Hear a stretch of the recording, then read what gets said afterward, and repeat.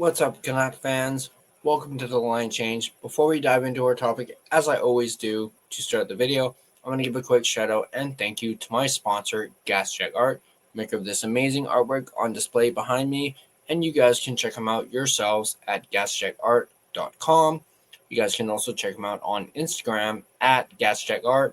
I have a link to his website in the description down below. Now let's get into our topic of discussion. We're going to be checking out an article from our friends at Canucks Army that talks about Connor Garland and Thatcher Demko's extensions and how they are standing out when it comes to the 2026 UFA class and why they are proving to be the exceptions.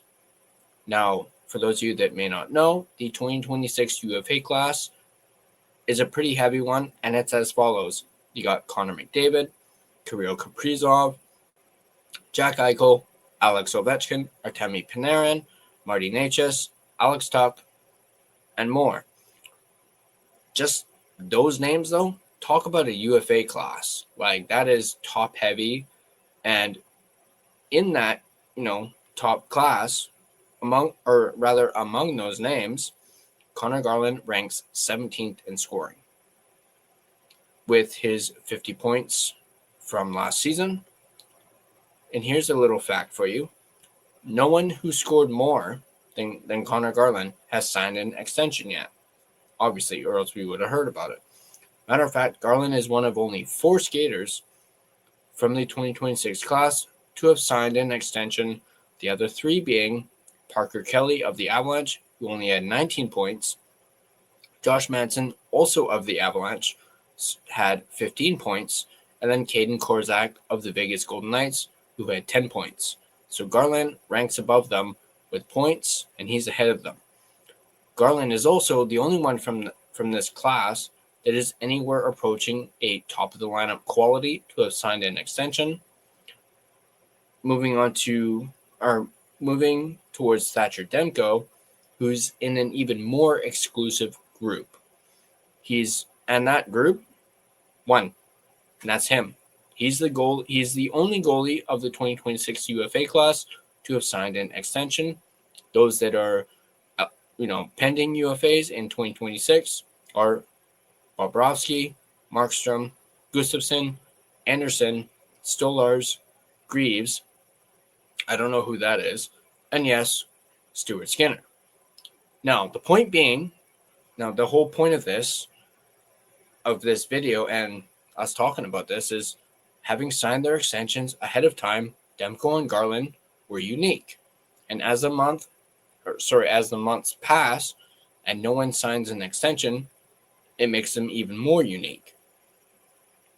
But what does this mean for the Canucks? Well, the obvious thing is 2 of their most prominent 2026 UFAs are locked up, which gives the Canucks stability, continuity, and avoidance of the stress of in-season negotiations. If you're wanting an example, just take a look at the Edmonton Oilers and Connor McDavid. Yeah. Now, this little bit goes back to Quinn Hughes. I just wanted to touch on this. And this, the whole Quinn Hughes extension stuff, we won't really have to fully talk about that until a year from now. But I wanted to throw this little nugget out there. People are already talking about this.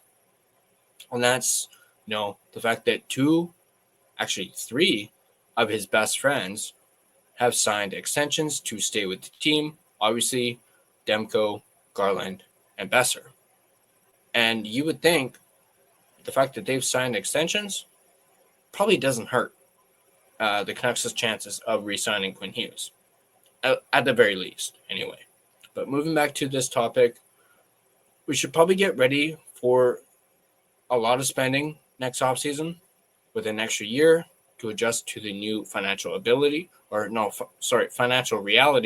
with the salary cap rising. For example, it's been reported recently that Kirill Kaprizov turned down an 8-year, $16 million contract. That blows my mind if it's true. It's been reported. Now, obviously, Bill Guerin went out there and kind of denied it or said that this wasn't true. But still, 8 years, $16 million would have been the richest contract in NHL history. His situation is a little unique, though. And we talked about unique earlier. Could he be not wanting to be in Minnesota long term? Sure sounds that way from him turning down that amount of money and that amount of term. From what I've heard, it sounds more like the money isn't the issue. Where have we heard that before? It's the term. Now, there are whispers that he could be expecting an offer of 7 years at $20 million on the open market. Nah. I don't think that's going to happen. And if he's waiting on that, probably going to be waiting a long time. As, well, one, I don't think he should be making $20 million. He's injury prone. As good of a player as he is, and don't get me wrong, I do like Kaprizov, but he's been injury prone at least the last few seasons. Trust me, I know I've had him in fantasy, and but that being said, it's a pretty good indicator contracts might get a little silly next offseason, which means Garland and Demko's cap hits, Garland's being $6 million, Demko's being $8.5 million, are going to look pretty darn good come next offseason, especially if you see some of these silly contracts being offered. That being said, in conclusion, what are your guys' thoughts on this? Do you guys agree that their extensions are standing out from the rest of the 2026 UFA class?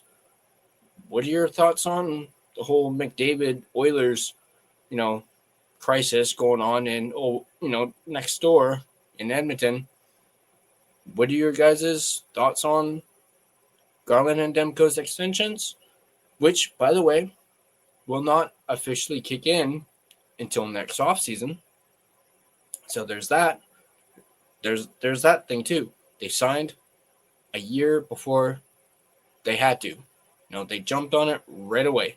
They, as I said earlier, they did not waste any time. And like I just said, if we start seeing some of those silly contracts being, dished out next season, Garland and Demko's contracts are going to look compared to those. So once again, let me know in the comment section down below what you guys think. And as always, if you guys like this video, be sure to hit that like button. And if you want to stay up to date on all your Vancouver Canucks content, be sure to smash that subscribe button and turn on your notifications so you don't miss a single video. Casual reminder, we're everywhere. You can find us on social media, Facebook, Instagram, X, TikTok. Feel free to give us a follow on all of our social media platforms. And also, if you prefer an audio version of this podcast, you guys can find us on both Spotify and Apple Podcast. On Spotify, much like with social media, feel free to give us a follow and also give us a rate and review. It is, of course, greatly appreciated, and it really helps out the podcast.